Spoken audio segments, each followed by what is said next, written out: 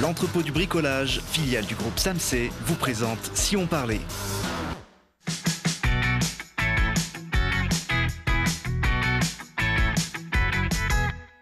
Ouais, parce que c'est important de regarder aussi ce qui se passe près de chez nous. Télé Grenoble vous donne la parole tous les jours, du lundi au vendredi à 18h15, 20h15 et 23h15. Aujourd'hui, avec nos invités, on va pédaler pour travailler, improviser sur scène dans la langue de Shakespeare et s'initier à l'art numérique à l'honneur à Grenoble en cette fin de semaine. Et pour parler de ces sujets, je reçois Stéphane Boivin, président de l'atelier du 8. Bonjour Stéphane. Bonjour. Vous dirigez une troupe d'improvisation en anglais qui se produira ce vendredi à Grenoble. En face de vous, Jérôme Villeneuve, président d'Arcane. Bonjour. Bonsoir, bonjour. Arcane, c'est une association dédiée aux arts numériques. Exact. Et vous organisez justement un festival sur les arts numériques qui se poursuit jusqu'à samedi dans l'agglomération. On en parlera tout à l'heure avec vous. Puis troisième invité de cette émission, Gloria Leroy. Bonjour Gloria. Bonjour. Vous êtes chauffeur de vélo-taxi, vous êtes venu avec pilote de vélo-taxi, c'est comme ça qu'on dit, c'est vrai que c'est plus joli. Vous êtes venu avec jusqu'au studio de Télé Grenoble ? Oui, tout à fait, les gares en bas. Je l'ai vu, je peux vérifier effectivement. Ce que vous êtes également la présidente du collectif grenoblois Les Boîtes à Vélo. C'est quoi les boîtes à vélo ?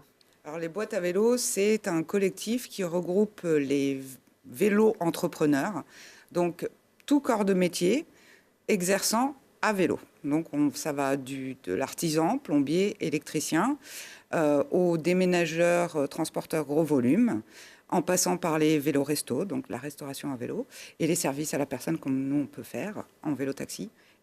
Tout est à vélo. On peut faire effectivement de plus en plus de choses en vélo.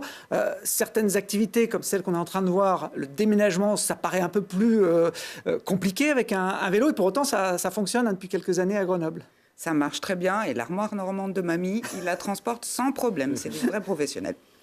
Alors c'est assez nouveau quand même, des entreprises qui tournent autour du deux roues. Ça fait quelques années que cette tendance se développe.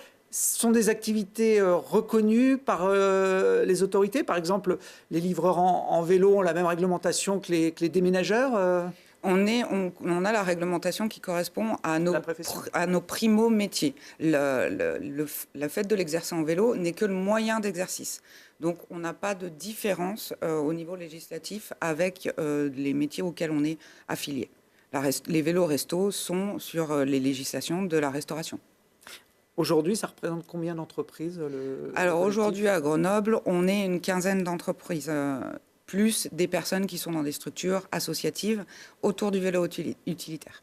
C'est un collectif qui a vocation, j'imagine, à grossir. On en voit de plus en plus, notamment, alors c'est pas les food trucks, c'est les vélos resto, qui fleurissent notamment au beau jour. Oui, tout à fait. Et puis on intègre le collectif ayant pour but d'accompagner, d'initier, et puis les changements de mentalité et le passage au vélo.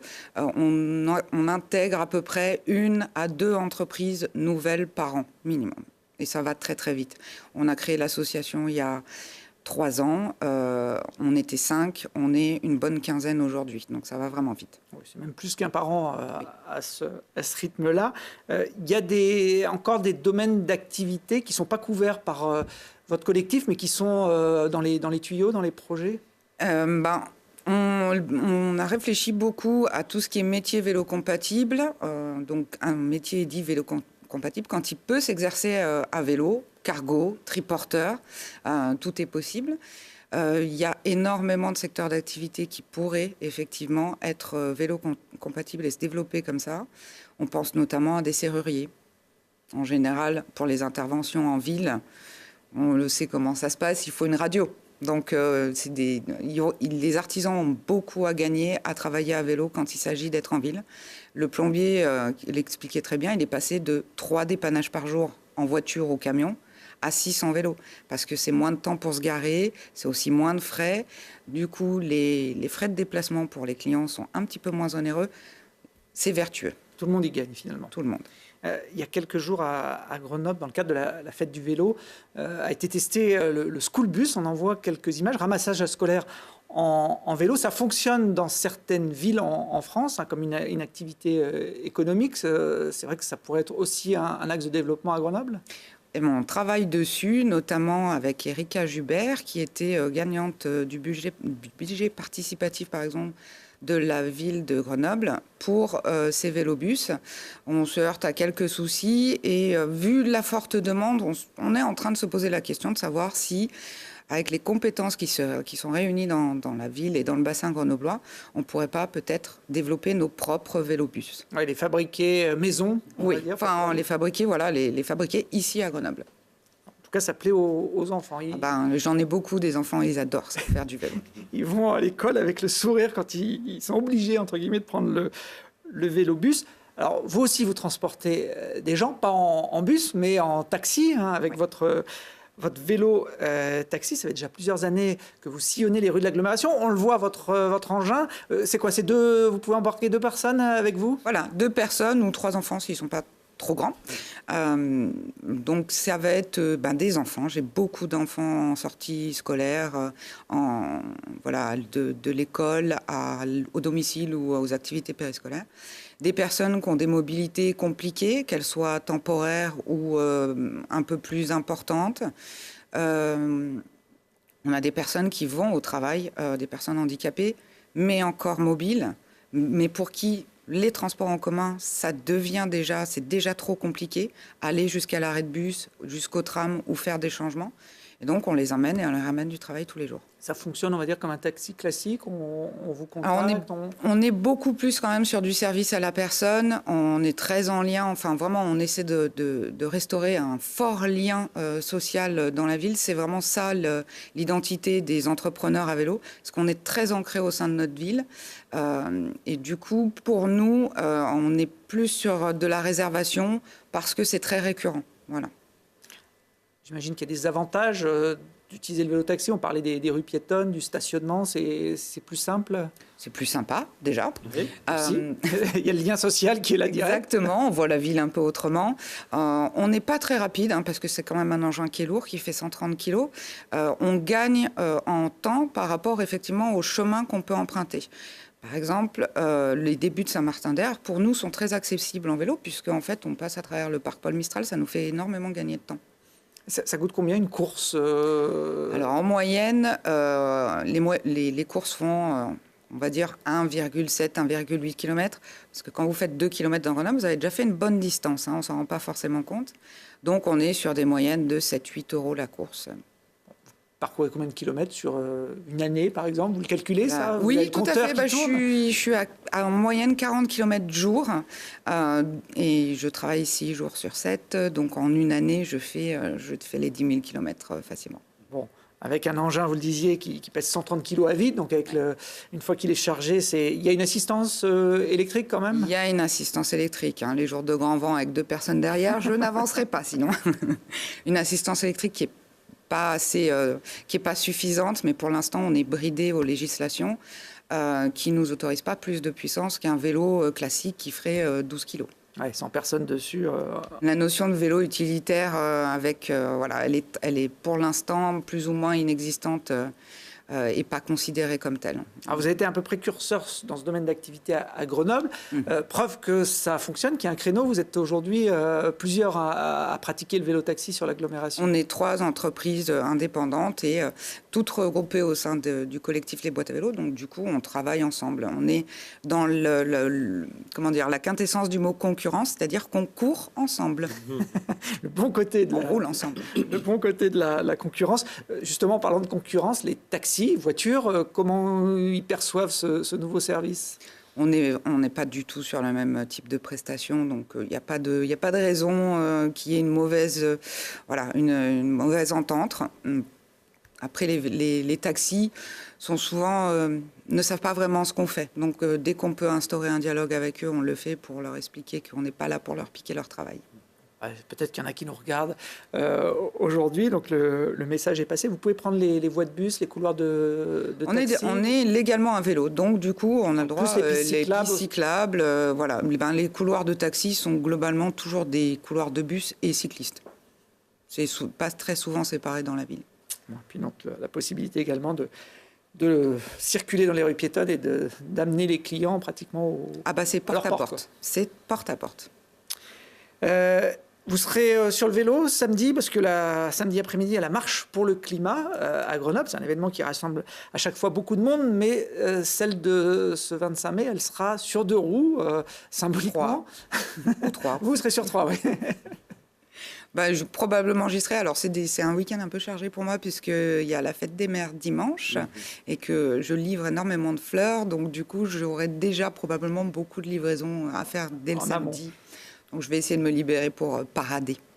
Bon, on sera à partir de 13h30 au départ de la Tour Perret. Je crois que le parcours passera du côté de l'A480, enfin des travaux de l'A480 qui ne plaisent pas forcément à tout le monde à Grenoble. Et puis c'est vrai qu'on ne l'a pas évoqué, mais vous avez aussi l'activité livraison. On peut vous solliciter pour des livraisons en centre-ville. C'est souvent les professionnels grenoblois les commerçants commencent à comprendre qu'effectivement, et à beaucoup investir sur la livraison par d'autres biais et d'autres moyens que les véhicules thermiques classiques. Et surtout, il y a aussi toute la question de la logistique inversée, la logistique du dernier kilomètre. Donc des marchandises qui arrivent de l'extérieur de Grenoble, qui sont stockées en bordure et qui après sont dispatchées à vélo. Oui, parce que les gros camions de livraison n'ont plus le droit aujourd'hui de rentrer dans l'agglomération. Les horaires de livraison en plus sont très restreintes alors que nous, on peut livrer toute la journée. Très bien, le collectif des boîtes à vélo a sa page Facebook. Il est d'ailleurs en train de se fédérer au niveau national pour peser un peu plus sur le paysage économique du pays dans les années à venir. Donc Gloria et ses équipes de vélo-taxi vont continuer à arpenter les rues de l'agglomération. Stéphane, au Canada, parce que vous venez du Canada, vous êtes établi à Grenoble, il y a aussi ce système de vélo-taxi En période estivale, on peut retrouver dans les régions touristiques, donc le Vieux-Port de Montréal, mais bien sûr, dès qu'on rentre dans la partie hivernale, c'est moins facile. La mission est beaucoup plus compliquée. Vous tournez toute l'année, Gloria, quand il y a de la neige Sans problème. Vous avez les pneus neige sur votre triporteur. Bon, il y a un peu mieux que le Canada, alors nous, en termes de vélo-taxi. Par contre, le Canada, c'est le pays du théâtre d'improvisation. Je crois que c'est né là-bas il y a une quarantaine d'années. En 77, en fait, ça a été né à partir d'artistes qui souhaitaient renouveler un peu avec le monde du théâtre. Donc, de développer quelque chose de nouveau. Ils ont utilisé un peu le sport national du Canada, donc le hockey. Donc, ils ont adapté le théâtre avec une version de hockey pour former ce qu'on appelle aujourd'hui le théâtre d'improvisation. C'est pour ça qu'on retrouvait, notamment pour les arbitres, des maillots rayés, comme on peut l'avoir sur les patinoires. Le décorum est basé vraiment sur le hockey. On retrouve, comme vous dites, le maillot de l'arbitre, mais également la patinoire, le sifflet, les cartons. Donc. Alors ça... C'est venu évidemment en France. Ça fait déjà un bout de temps maintenant que les troupes théâtrales d'improvisation se développent. Le principe, en quelques mots, pour ceux qui n'auraient jamais entendu parler de théâtre d'impro. Déjà, lorsqu'on parle de théâtre d'impro, il y a le mot théâtre. En fait, on parle de théâtre d'improvisation, mais ce n'est pas réellement du théâtre. Donc, ce qu'on a fait, c'est qu'on a retiré les dialogues qui étaient appris par cœur du théâtre classique pour réinjecter en fait de l'interactivité avec le public. Et maintenant, c'est ça. Donc, on a vraiment les théâtres d'improvisation qui sont sans dialogue, sans préparation, ou presque, et avec une grande part d'interactivité avec le public. C'est le public qui décide des thèmes, des différentes joutes qu'il peut y avoir ensuite entre les comédiens. En fait, à Grenoble, on retrouve beaucoup de troupes d'impro. Chaque troupe a développé des formats qui sont un peu propres à eux. Donc, développer leur signature, ils ont adapté les formats existants vers d'autres formats avec certaines spécificités. Donc, on retrouve aujourd'hui énormément de différences entre les troupes d'improvisation. Il y en a pour tous les goûts. Et la vôtre, j'ai envie de dire, elle a le pompon, puisque c'est la seule troupe d'impro de la capitale des Alpes à pratiquer le théâtre d'impro en anglais, dans la langue de Shakespeare. À ma connaissance, moi, je n'en connais pas d'autres. Lorsque je suis arrivé ici à Grenoble il y a quand même quelques années, j'ai réalisé très rapidement qu'il y avait une effervescence autour du monde associatif et tout particulièrement au niveau de l'improvisation. On regarde un petit peu les publicités, les journaux, on voit que la programmation à Grenoble au niveau de l'improvisation est très dense, très diversifiée et les spectacles, la plupart, affichent complet. Donc il y a vraiment une grande demande en fait au niveau de l'improvisation.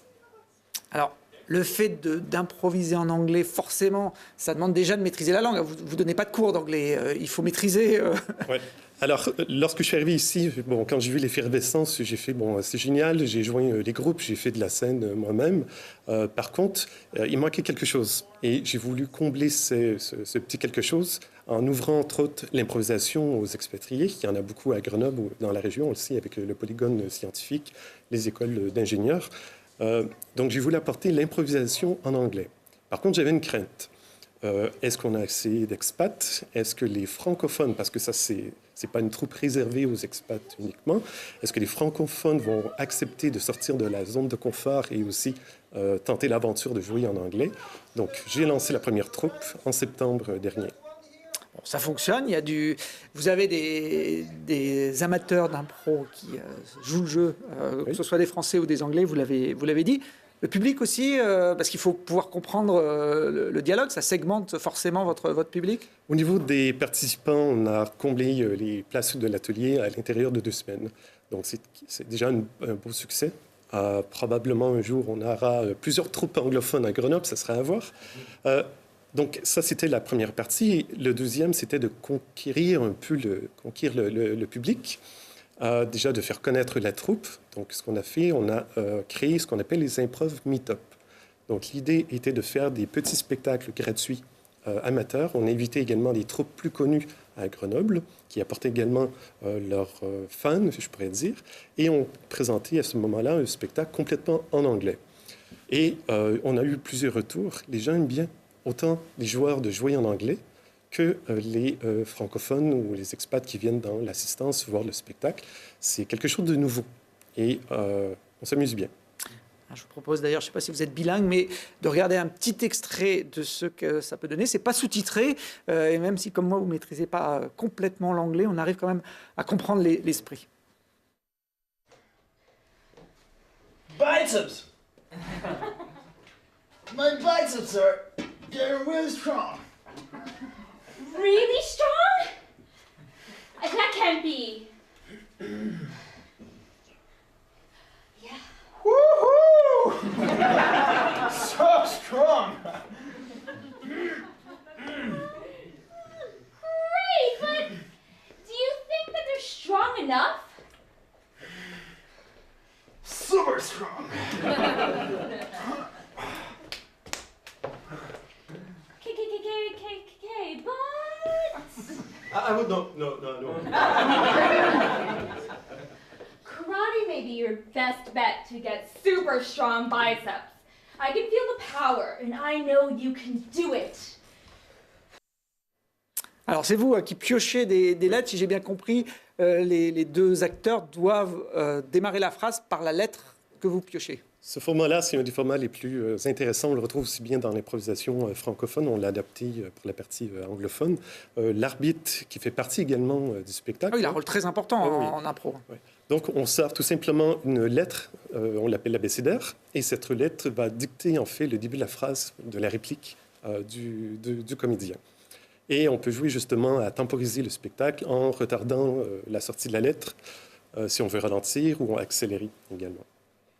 Il y a plein de formes différentes. C'est très ludique, un spectacle d'impro. Oui, je pense qu'il y en a plus que 150 différentes catégories. Après, il faut trouver les bonnes catégories pour le spectacle qu'on souhaite donner. Donc, il y a quand même une grande préparation en amont. Et aussi, dépendamment des joueurs, les gens ont des affinités avec certaines catégories et aussi à la demande du public. Alors, ce spectacle, cette troupe sera en spectacle ce vendredi à l'atelier du 8. C'est là où vous répétez. C'est une structure associative que vous présidez. Oui, l'atelier du 8, en fait, c'est un lieu qui existe à Grenoble depuis très longtemps. Au tout début, on l'a retrouvé la première fois en 2006 sur rue des Bons Enfants, au numéro 8, d'où l'atelier du 8. Entre-temps, la programmation a bien changé, tout. Et depuis 2013, en fait, on est passé aux 2 rues Raymond-Banque. On est tout près de la gare. D'ailleurs, on va fêter nos 20 ans bientôt, dans 7 ans. finalement. Ça va. Oui. Il faut être prévoyant. Et c'est vraiment un lieu qui est associatif. On s'est géré complètement par des bénévoles. Et c'est un lieu propice pour créer du lien avec des personnes qui souhaiteraient faire des spectacles amateurs. Là, on voit de l'improvisation, on a énormément de spectacles, mais on offre aussi des cours et on a des scènes ouvertes, on a des expositions. C'est très varié. Et je vous invite fortement à aller voir la programmation sur notre site web. Il y a le site internet de l'atelier du 8. Et puis le spectacle en anglais, ce sera donc ce vendredi 24 mai. J'ai reconnu sur les images quelqu'un que je connais bien à Télé-Grenoble, puisque je travaille avec elle tous les jours. C'est quelqu'un de votre équipe qui fait partie de la troupe. Qui fait partie de la troupe. Elle est bonne improvisatrice. Elle est très bien. Ouais. Très bien. Vous ne dites pas ça parce qu'elle est susceptible de regarder, Stéphane. Hein, c'est sincère. Bon, elle est bonne aussi journaliste, donc très douée, cette Charlotte. Et puis si on a des interviews en anglais, en général, effectivement, on passe par elle parce qu'elle maîtrise bien cette langue. Comment on dit art numérique en anglais? Digital arts. Oui, je pense que ce serait la plus simple définition. Digital art. Bon, je sais pas si Canada et le Québec est quand même un des berceaux des arts numériques. Aussi. Ouais, c'est une référence au internationale Québec, en la matière. Ils sont précurseurs dans pas mal de choses, nos amis québécois. Je ne sais pas si ce serait un bon thème d'improvisation, l'art numérique. Je le garde en tête. Ça peut faire pour le prochain spectacle. Même si ça vient du Québec, les arts numériques ont le droit de citer aussi ici à Grenoble, qui est une ville tournée vers la technologie. Jérôme, comment on peut définir justement les arts numériques ? Justement, de pouvoir les définir supposerait qu'on en trace une provenance d'origine, ce qui n'est pas le cas. En ce qui nous concerne, on définit art numérique comme toute pratique artistique qui repose fondamentalement sur l'utilisation de l'ordinateur, de l'outil numérique. On ne s'amuse pas à donner plus de détails là-dessus, c'est-à-dire que tous les artistes qu'on programme ou qu'on soutient dans le cadre de l'association Arcane ou qu'on programme dans le cadre du festival, donc qui a commencé aujourd'hui et qui finira en fin de semaine, sont des artistes qui se sont intéressés pour développer leur propre artistique à l'outil numérique comme un pinceau, comme un instrument, quelque chose qui effectivement les porte là où leur fibre artistique a envie de les amener. Et donc voilà, d'un point de vue de l'histoire, de ce qui définit ces arts, on les trouve dans l'informatique musicale, dans l'informatique graphique, on le trouve dans le spectacle vivant, plus difficilement, mais quand même dans le cinéma, dans le jeu vidéo aujourd'hui aussi, qui tombe un peu dans cette thématique-là. Donc voilà, il y a une généalogie assez riche en fait de ce qui aujourd'hui peut tomber dans la thématique art numérique, et justement le festival aujourd'hui, dans ses méthodes et dans ce sont les profils d'artistes qu'il soutient, n'a qu'une envie, c'est de lancer le mot comme ça et de voir qui répond et de s'engager autant que possible à programmer tous ceux qui répondent pour que le public, aussi bien que les artistes que nous, quelque part, arrivions d'une certaine manière, pas à circonscrire nécessairement, mais au moins à saisir un peu ce que ça peut vouloir dire. Toute notre existence tient à ça, à essayer de sentir ce qui se passe là-dessus. Là, on a vu l'œuvre Luminescence d'Yves Broza et Dorian Minera, qui est présentée d'ailleurs dans le cadre de votre festival ce jeudi à la Source. Exact, et demain aussi. À Fontaine. Le principe du festival Eh bien, justement, donc typiquement, l'art numérique est protéiforme. Il y a plein de profils d'artistes qui peuvent venir de plein de contextes différents. Encore une fois, d'écoles d'art, de conservatoires, d'écoles d'ingénieurs, d'universitaires ou de n'importe où, de nulle part, ce qu'on aime beaucoup voir sortir du bois en général. Et les formes protéiformes amènent à imaginer des contextes de monstration un peu originaux. Donc typiquement, on essaie de sortir autant que possible des murs typé, on va dire, de la culture en fait, donc de se détacher un peu des musiques actuelles, un peu des arts plastiques, un peu des arts contemporains. Et le meilleur terrain pour faire ça et pour pallier à notre difficulté à communiquer aussi sur cette thématique d'art numérique, expliciter aux gens quand ils voient une affiche art numérique, oui, ça parle pas forcément. On pose des containers dans l'espace public, comme ça, ils voient une affiche sur un conteneur, ils rentrent dans le conteneur et ils voient un artiste, ils voient une œuvre et ils peuvent commencer à comprendre. Et nous-mêmes, arriver à leur donner un peu des éléments et à les amener sur le festival. Il y a un côté un peu intimiste aussi d'être dans ces conteneurs. Ces œuvres-là, on est sur typiquement des thématiques de l'interaction et de l'immersion qui sont très contextuelles des arts numériques, qu'on retrouve dans d'autres champs disciplinaires, mais évidemment, c'est quand même le fort potentiel des arts numériques que d'aller sur des formes de ce type-là, du 1 à 1, de l'interactivité, un contact dynamique à l'œuvre et l'œuvre qui réagit à notre propre posture, etc. Ou de l'immersif, c'est-à-dire effectivement quand on se plonge dans ces conteneurs, dont on fait le noir absolu, qui se rendent sourds de l'environnement autour, on peut créer des univers absolument fous. Parfois d'ailleurs, on a vu ça tout à l'heure, angoissant pour les enfants, angoissant pour les personnes. On touche à des choses extrêmement sensibles. On perturbe souvent d'ailleurs les sens, typiquement sur cette création-là. C'est de la réalité virtuelle, c'est au casque et on coupe littéralement les gens du monde autour. C'est jamais tout à fait évident. Ouais, c'est très immersif. Oui, et c'est de fait immersif suppose aussi de se couper du monde, ce qui est toujours une difficulté. Et c'est pas non plus une évidence. Donc on se pose aussi beaucoup de questions sur ces aspects de la création artistique là. Voilà. Alors voilà le genre de création qu'on va pouvoir découvrir au cours du week-end. Les containers vont poussé, notamment dans le quartier Saint-Laurent, vendredi et samedi. Ils s'installent là. Voilà, ils sont en train de se mettre en place. Ça, c'est du dessin augmenté. Alors, les containers sont un volet, c'est notre communication et notre moyen d'être visible. Et en parallèle, on travaille beaucoup avec les acteurs, malgré tout. Enfin, on travaille évidemment avec les acteurs culturels du territoire, ou les lieux culturels ou associatifs, etc. Et donc, le quartier Saint-Laurent est l'occasion d'aller voir le Jardin des Cairns, d'aller voir le musée d'archéologie, d'aller voir la casemate, d'aller voir l'Écoutille, ou encore le Café des Arts, et d'y amener de l'artistique dans des formes plurielles.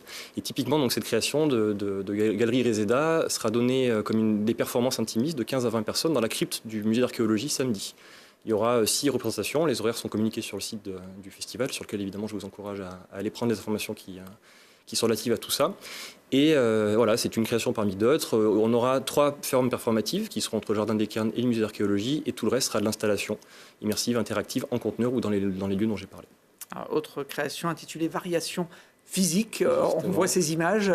Donc ça, ce sera à la casemate. C'est un artiste qui nous vient de Lyon, qui a travaillé avec l'ENS sur quelque part la mise en abîme de l'infiniment grand, d'au-delà des galaxies à l'échelle de l'univers et de ce qui peut se rapprocher de l'atome.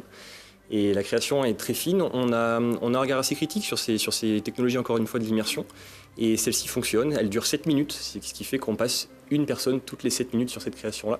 On a un modèle qui est très qualitatif, c'est-à-dire qu'on ne cherche pas à faire de la jauge, enfin du flux. On a envie de prendre le temps aussi d'expliquer aux gens ce que sont ces formes-là. Tous les artistes, la plupart, sont fous et follement bénévoles et s'investissent à fond dans leur médiation et la communication de ce qu'ils proposent. On travaille aussi beaucoup les formes ateliers, etc. Et évidemment, au-delà du festival qui est leur vitrine, enfin celle qu'on leur propose, on les soutient sur des formes de création artistique, dans le contexte de l'éducation artistique et culturelle, dans le contexte de la production artistique et de la diffusion. Et ça, ça devient notre cœur de métier sur Arcane. Tout est gratuit pour le public. Là, ce qu'on vient de voir, ce sera la casemate toute la journée samedi. Pas toute la journée, sur des horaires plutôt début d'après-midi jusqu'à fin d'après-midi, sur le vendredi et le samedi. Comme on ne se lève pas très tôt à la télé, pour nous, c'est toute la journée. Et par ailleurs, il y aura d'autres choses sur le festival qui seront actives 10h les vendredis et les samedis. Koro, c'est la dernière création qu'on vous présente. Koro, ça veut dire cœur en espéranto, j'ai appris ça. Exact. Donc là, ça nous vient de Damien Traversa, qui est un artiste qui est basé autour de Chambéry.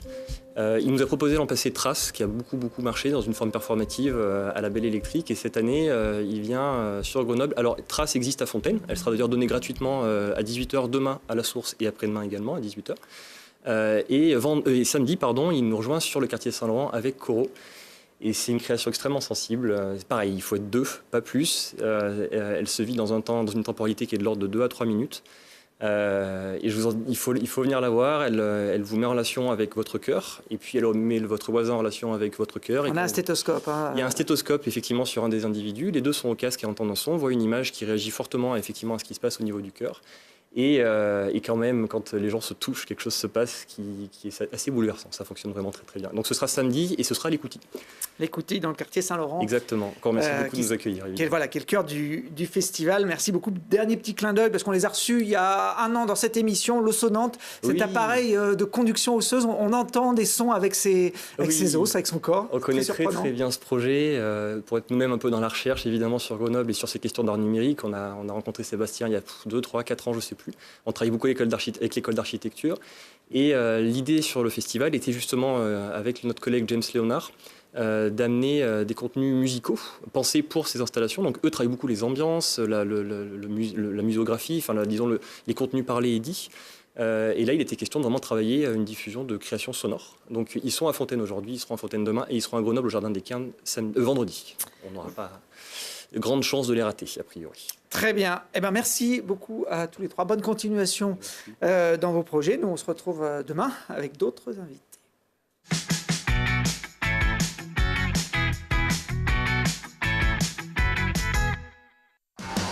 L'entrepôt du bricolage, filiale du groupe SAMC, vous a présenté Si on parlait.